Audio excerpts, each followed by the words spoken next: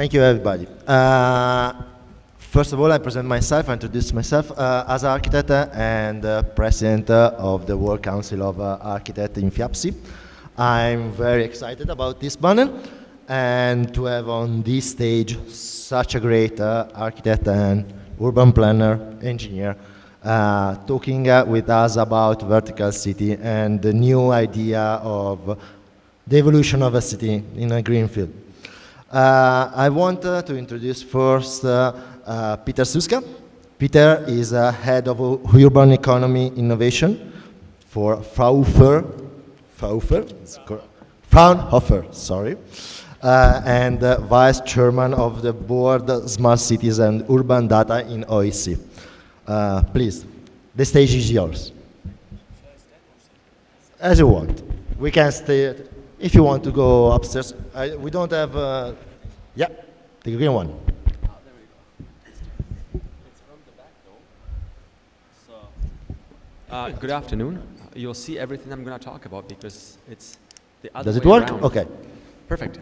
So Fraunhofer Institute is a German institution. We're global.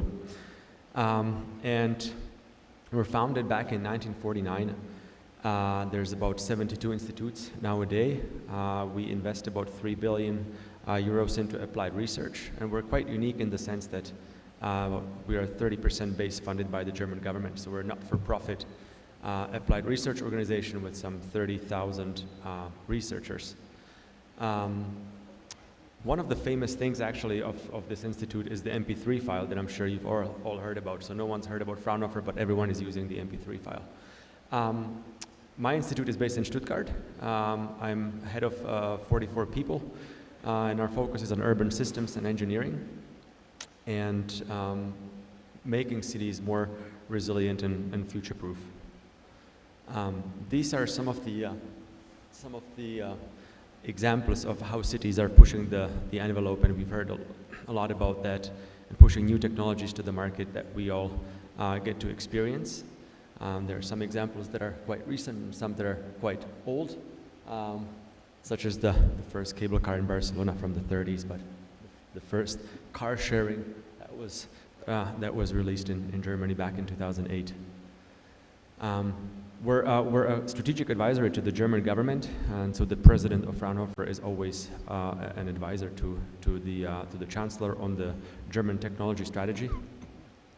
And we are kind of the shapers of what happens in terms of making cities sustainable and future-proof in the German and I would say the European context.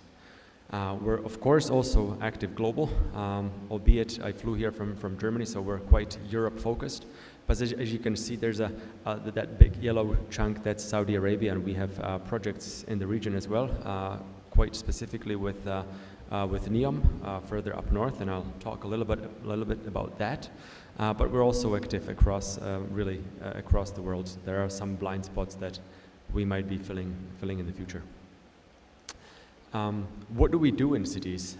So it's everything from, well, we talked about 5-minute cities, now moving from 15-minute cities, and we talked about vertical cities, and we're doing lots of research on that, and we've been an integral part of the line.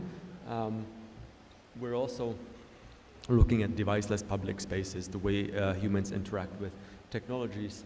We looked at new types of participatory processes. We also have a lab that enables immersive experiences, and all of that is a test ground for us to better understand how we interact with cities in the future.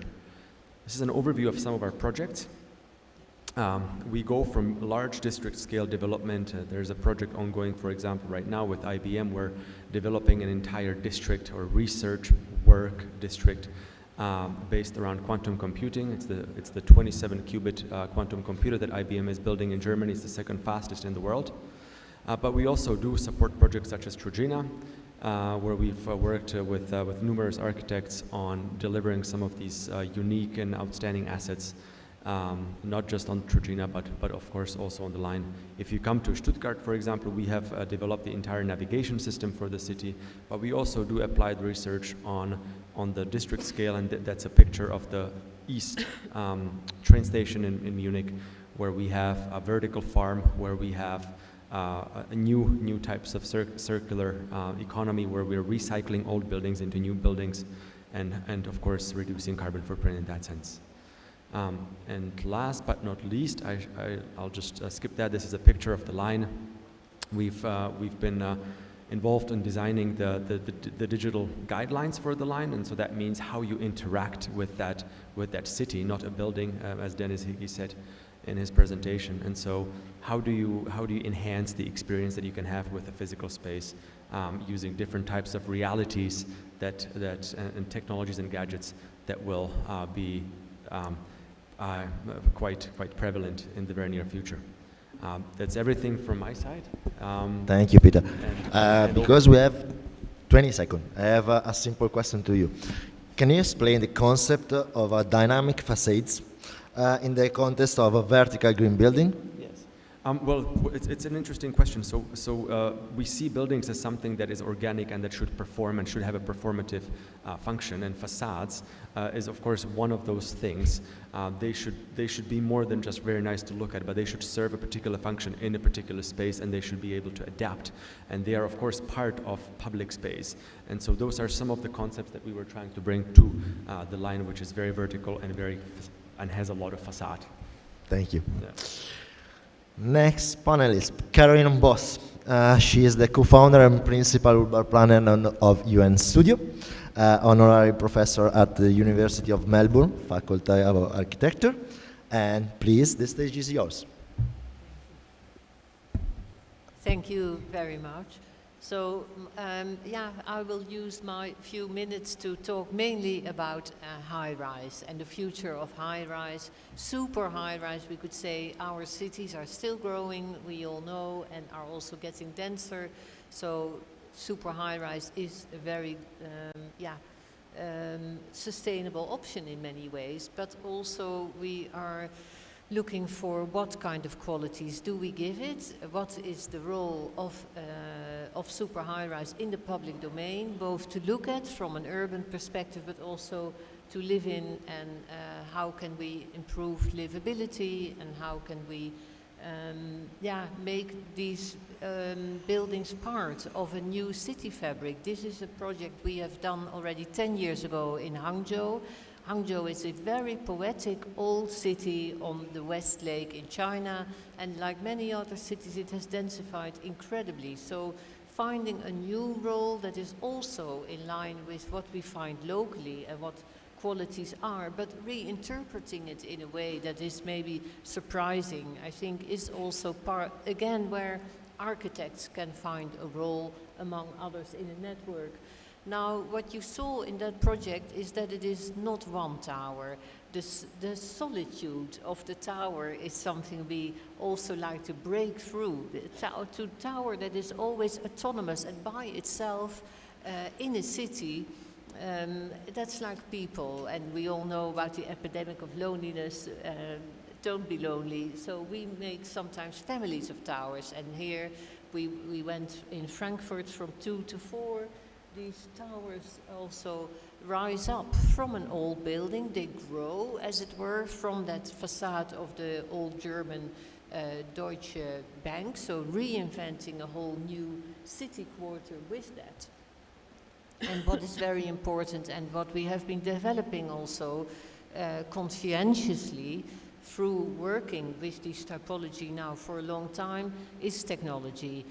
At the moment, UN Studio is very much in a growing phase. We are now, we have 7 offices in the world, and we started from Amsterdam. We have about 150 projects that we work on simultaneously with 300 to 400 people working together. And all this is an investment in the technology. We are also real believers in technology. It's very important to have a vision, but that vision has to be balanced by capability. And I sometimes call that being between experiment and experience. You need to have both. And that's what we are always working on to do. And then it's about the livability and the quality that you experience. This is again the project in Frankfurt, and it's also quite a gentle space in many ways.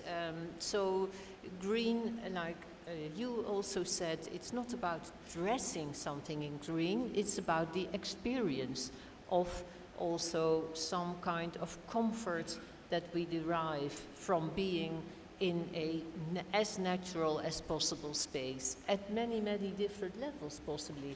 We try to, and this is a project we have been working on in Melbourne, where we have 2 towers again. One is over 260 meters tall, or 360, sorry, and the other 250. And we have here a podium, which is a park, a raised podium. We have 8 pocket parks at different levels, and we have then a botanical garden at the rooftop. So a green building is not necessarily about the facade, it's about that experience of green and green performances that people can access at many different levels. We see this a little bit also. Some of it is private, if it's in your own balcony, and others are public. Green also we should understand as something that is very multifunctional.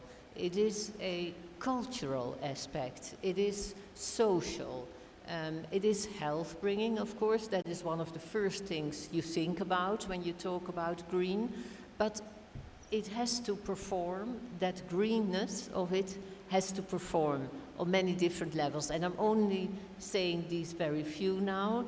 At the deepest part, I think it has to do with, and maybe this is the first time this is being said at a conference, a FIAPSI conference, to bring people closer to their soul. That is the real function of it, I would say. And then again, on the urbanistic level, it is this project is like a spider in a web. It is very much an urban project. It draws from many different functions of the surroundings, responds to them, but also incorporates that in itself. That is also what we try to do.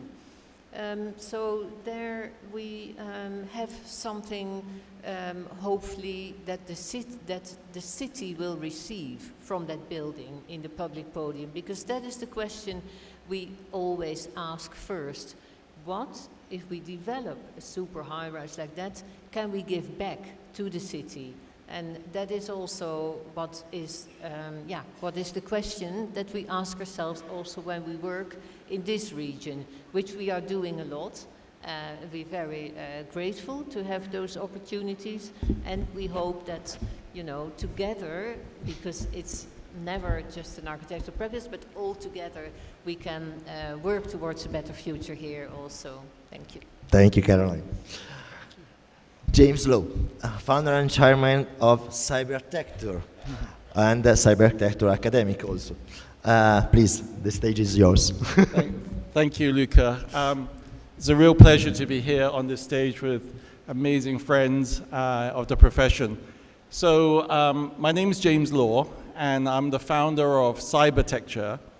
And we call ourselves a little bit like a creation company, because we believe that architecture is actually the stepping stones to a kind of time machine to the future. So all of our work is about creating something that is, I think, unknown, but also opens up possibilities for the future. So this time machine to the future is very relevant since we're here in Saudi Arabia. This country is very vested in a vision that is very brave and very experimental. And in fact, this is exactly what we have been doing in our careers. This is the futuristic new Riyadh. It's a 8 million person city designed to be outside in the desert, but it's the world's first decentralized city. It is designed around not being in a kind of mode of having a city center. It is decentralized in terms of planning, management, architecture, transportation. Every district grows its own food, has its own water, creates its own energy. There is a mass production to the architecture. The transportation is all autonomous, driven by AI, and it is a city that conceivably can grow infinitely. So back to my topic about a time machine into the future and this kind of cybertecture. In many sense, architecture is an opportunity for us to create the avenues to a new future, one that is devoid of some of the problems that we face. And the actual things that we build needs to be courageously different, but relevantly dealing with the real problems of our planet. Another example of a project we're doing is an experimental new city on the Red Sea, which is created out of the parting of the Red Sea using almost 50 kilometers of hydroelectric dams, carving out land from the seabed. This entire structure would generate more energy than any other city in the world, more than what it would need, which would be about 2.5 million people, and power the entire northern district of the desert. And this kind of city fundamentally rewrites our understanding of geography, our proposition of new energies created from tides with the rising sea levels around the world. It has a composition which is about the recreation of oxygen and the rejuvenation of nature, actually in balance with the human population in the city itself. So it doesn't look like a city, but it is. And in a sense, some of the things that we don't recognize are going to be the new typologies for the future. Another thing that we're working on with Airbus, and specifically for the hot regions of the Middle East, is called Silver Clouds.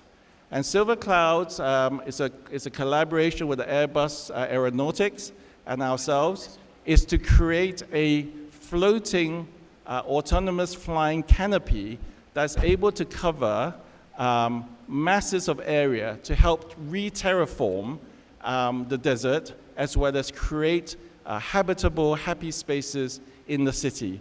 And it is able to fly autonomously around the district to create and reflect to the changing environmental conditions. So in the desert, the potential to re-terraform the desert is incredibly powerful. In fact, Saudi Arabia, once upon a time, was a green country. It was full of green forests. And in the changing global climate, it's become known as an arid desert state. But with new cybertectures like this, we have the potential to help to reactivate the desert to become something that is habitable, something that can be enjoyed, and something that certainly can change the perception of the arid region. So that is my work at Cybertecture. We hope that we can contribute to the better world in a slightly kind of innovative way. Thank you very much. Thank you, James. Stunning. Daniela Da Farra, she is partner of Chief Executive Dreamer of Principi Attivo and Vice President of FIAPS Italia. Please, the stage is yours. Okay. First of all, I'm very proud to be part of this panel of extraordinary and visionary professionals, and very creative as well. And thanks to be here. Salam alaikum. Then we should have a video. Yeah.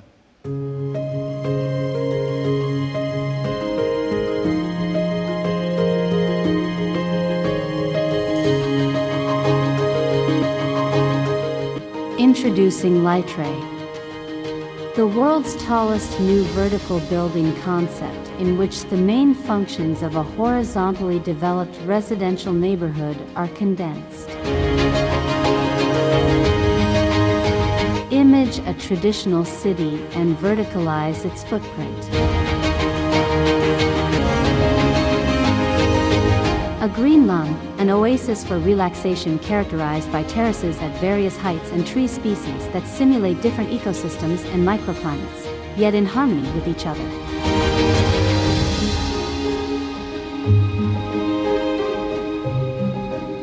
The park is transformed into a large exclusive residential garden, an appealing and reserved space with a series of high-profile services. Living in light ray means enjoying large air gardens open to the city, conveying the unique feeling of living in a hanging garden where the green areas blend with a landscape that stretches to infinity. Energy and water supplies are 100% renewable. Light ray will be much more than just a place to live in. Light ray will be the new vertical green neighborhood.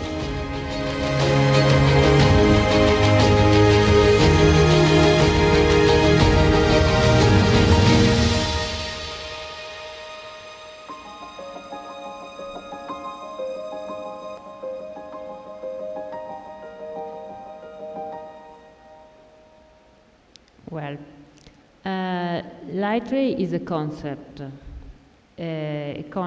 of a vertical district line where inhabitants and everybody wants to be, a place to be where to live, to experience, to express. This morning we heard a lot of interesting, stimulating concepts. Communities, collaborations, innovations, interactions. So much to learn, so much to listen to and to take back home to implement. When we designed Light Ray, we thought about the best of both concepts. So living in high-rise buildings when everything is easy to use for inhabitants to experience, so in 5 or 10 minutes time, and at the same time have the possibility to experience luxury housing, so living in a villa, so in units when you can have green space, not just a garden, but proper private park. And at the same time, you experience public interaction with private. So we design a high-rise building with public spaces available for everybody in the first half part of the structure, then in hotel, luxury places with accommodations and these sort of things, and middle, and then private luxury residential units. A lot of green spaces along an internal path along the structure of the hyperboloid, and so a strong connections about spaces, and a lot of also possibility to have activities to promote connections among people, so from a social point of view. Of course, we have implemented this with Arup, so trying to have a solutions, a practical solutions of everything, and at the end, sustainability is one of the must we implement in every situations with all the activities using wind and sun, so strong interactions with nature in sort of storage energy and produce energy to make it independent. And of course, having a sort of a small smart city with all the activities supplied by applications by the inhabitants or people who experience this place. These are images. We learn a lot, and I think that as a dreamer, as dreamers, we have visions, and as engineers or professionals, we make it real. Thank you. Thank you. And last but not least, Ernst Hafner, founding partner of the Cook Hafner Architectural platform, not studio, that is quite interesting. Nominated for the Miss Van der Rohe Awards, and please, the stage is yours. Thank you. You know, I'll just stand actually because I feel so pacified when I sit down, and then my legs are so long, so that gets very uncomfortable. So, and maybe you guys will wake up as well. We'll see. Anyway. Oh yeah, okay, I can have this one. I didn't mind that one.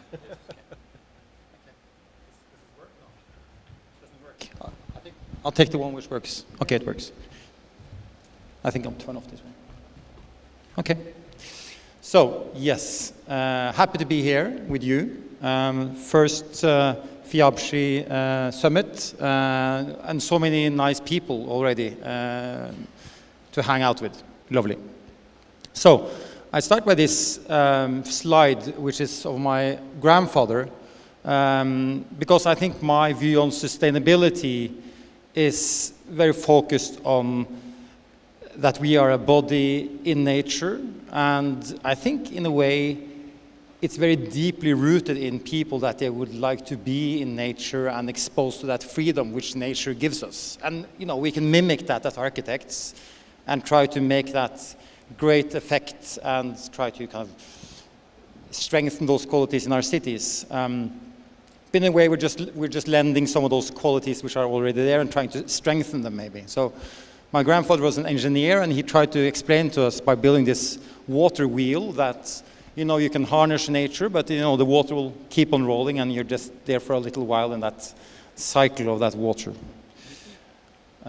So I'm an architect as, well, I guess Caroline, I'm not sure you're an architect, but most of the, and you're not an architect either, so maybe we're not mostly architect. Anyway, Sir Peter Cook is my partner, and Branko Belazovic is also a partner in our office.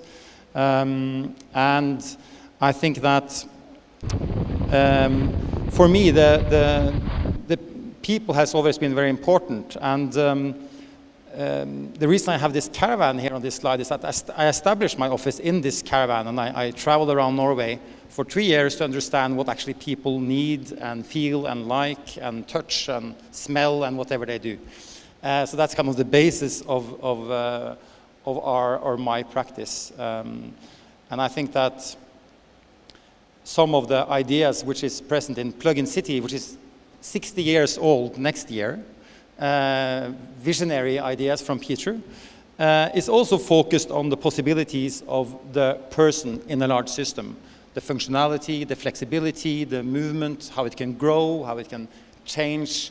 And I think that's something also quite embedded in nature. It grows, it changes, it evolves, and it's not at any time frozen in time. So that's an interesting thing to see now coming to life in the line, which we also work with.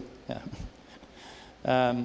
But a city can also be, or a building can also be something like this, even mimicking nature more, growing, evolving, and it can be blurred. What is the threshold of what is the building, what is fields, and how can this perform to really give us this great quality of life, which I think we all want.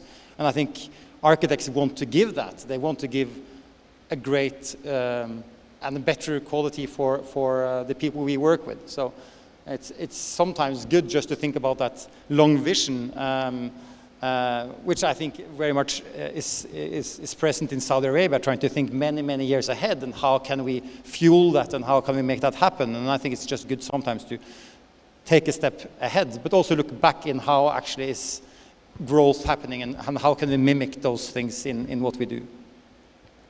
So this is a project we did for a beacon in China, and the idea here was that the city gateway would actually be just a symbol of what activities were going on in the city, and that this would evolve over time and grow and develop, and in a way be a system out of our control. We would just define the framework of that life which would happen, and how that could take directions which we were not maybe in control of, but which were within the overall thoughts set, I guess. But a very natural approach to to the chaos which is around us in cities anyway, but just maybe at a slower pace. But I mean, this doesn't have to be that crazy. So I just wanted to pull up a kind of a straightforward project. But what we wanted to do in this project was to let the green carpet of the city be there and pull that up and humanize that the ground floor of the city, and trying to introduce the pockets and the life between also at height in the buildings. So even though kind of the long-term dream can be something very visionary, one could start by doing small things step by step. And I think it's like, what is the role of the architecture in the future? I think when I look at my kids, I think it's very fascinating to see how their life blurs between digital and physical space. So, I mean, this is a life which is lived in another platform than what we're used to. And I think for architects, it's really useful to learn from that generation, because it's going to really change our cities, how we live, and also what personalities we are, because we can have different personas according to what we want to express. So I think it's those qualities will also change how we live our lives and how the cities are evolving and how the architecture is developing for the future. So at the end slide, I guess this is my little daughter picking blueberries just on our doorstep, and it's just something about, I think it's important to introduce the ideas of sustainability in an embodied way. I think you have to live those qualities, to love those qualities, and kind of to protect what sustainability is for. It is for the future generations, and it's for that we will have a common way forward in a way. So if we manage to introduce some core things like that to the future generations, then I think that's the best way to ensure that we'll have a future together. So that's my last slide. Thank you. I have a question, starting for you and then for all the panelists. All of us we're talking about high-rise building, but the question is, how is sustainable nowadays living in an high-rise building? This is I think a question that all the world of real estate is going to put on itself, and I think that as an architect we need to give some answer about that. So, stage is yours. Enjoy the panel. Maybe I have a stab at this first. My home is Hong Kong, and so we're famous for being a city of high-rise buildings. And of course, in this day and age, building a big structure is very costly, uses a lot of materials, and disrupts the environment, definitely. But I think the sustainability question about high-rises and architecture is one that is not as simple as just materials and density. We live in a world where the sustainability question now is not just about energy, it's not just about materials, it's about feeding people, it's about housing people, giving them shelter and dignity. And over there, a couple of thousand kilometers away in Dubai now, at COP28, you can see that this year's COP, interpreting the built environment, is interpreting it in a much more sophisticated way than just about consumption. It is also about, maintaining a stable society. And when people all want to live in a place, you need to have that density. You need to have height. You need to have the ability to house tens of thousands of people on a very small plot of land. Of course, you can go vertical, you can go down, but you will be dense anyway. I think the real answer is not to say that typology of the high-rise is unsustainable, but to use our ingenuity as designers to modify it, to evolve it, to create a new kind of DNA in it that makes that same thing a positive contributor to the sustainability question. And then we don't have to worry about obsoleting ourselves or taking out a typology that is so important. All we need to do is to be positive and to see what we can do better. Yeah, I completely agree. Right. And nowadays, we can see in the project of the line and like a new project that you presented, we try to put, for example, the ground of the nature on different kind of level. No, so the question is, can the building nowadays try to be a high-rise building where I can create a second nature, a second level of nature? I don't know, maybe as a urban planner, Caroline can help us. But I think that we are trying to put the ground level in different high, and maybe this could help in the idea of sustainability, or is only a design choice? Yeah, I think it goes. It involves so many expertises, and this is also developing very quickly. For instance, having green on the outside at really high altitude, that is something that there are now specialist offices who have developed the knowledge to really implement that. So I think, as also Tony Blair said this morning, every idea can be good in a way. It's about the implementation. Can you really make it work? And this is what we are working on. One other aspect, and again, it's something technological that I would like to point attention to, is healthy air. 90% of our time is spent indoors. Yet we worry all the time about the air pollution outside, but what about the air pollution inside? It is such an important question, and in fact, the air in most of our houses and apartments is very polluted. So the attention needs to be on cleaner air inside our houses, if they are apartments or not. And for instance, in the tower in Melbourne, that I showed, there will be fresh air from the outside ducted in instead of recycled air from the inside. So for sure, a green facade, terrace, level of ground on different height could help the resident of the building, but could help also the city. That's the point. Who want to reply?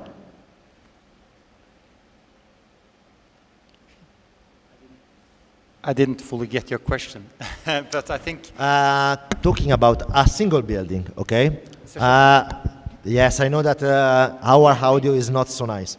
Talking about a single building, the green facade, okay, help people that live inside the building. Sure. As said Caroline, creating a good environment.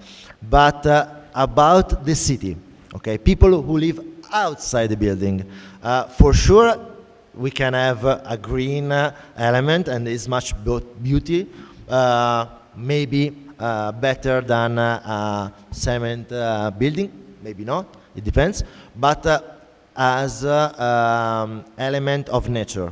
It can help the city, it can change something in the perception of a city for the citizen and not for the people who live in the building. I think like it was interesting. Someone told me about this story about London before the cars arrived. That it was a huge problem because there was so much horse manure, is that what you call it? Horse manure all over the streets. So they were like, the huge challenge of the time was like, how do we get rid of all of this? We will drown. And then suddenly there was a car driving into that street, and then that challenge was gone, right? But of course someone had to invent that car. So what's the car of our future? And maybe also, I think that all the public infrastructure could, that kind of carpet doesn't have to be roads, right? It could be something else which gives quality of life and also distributes all the logistics in another way when things get more automated, and that technology is already here. So I think we're on the on a tipping point where all of these technologies will fast forward change the necessity for these very vast, hard surfaces, and that alone will just introduce civic qualities because you can, and also it makes no sense that these big boxes drive around with one person in them. So it's like from a pragmatic point of view, it's a lot of quality which you can I guess rent out to cafes and stuff, so you can earn some money back for the city. Okay, looking at the same question on another point, and trying to have a vision. Instead of having trees and bushes on the facade, trying to imagine it a smart cultivation, okay? How, and this question is for you, Peter, obviously.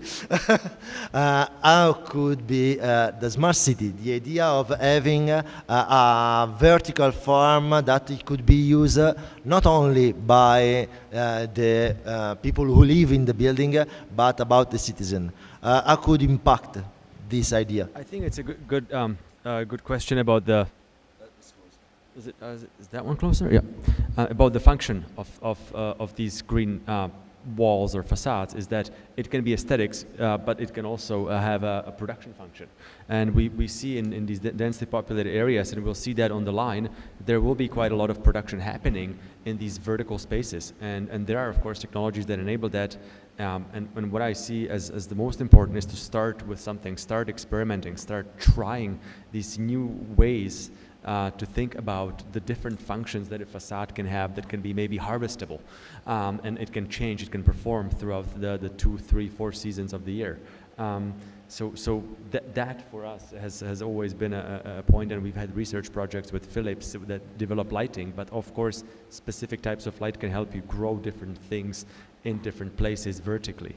And so I think looking at that and seeing how I can scale that, how I can bring that to reality, and how I can reduce the footprint, how I can reduce the distance from the farm to what I'm consuming on my plate, can actually help us, of course, reduce carbon footprint, because lots of those commitments to reducing carbon footprint and becoming more sustainable is going to happen in cities. It's going to happen at a building level ultimately. Thank you. Okay, last question to an engineer, because it's like a path, okay?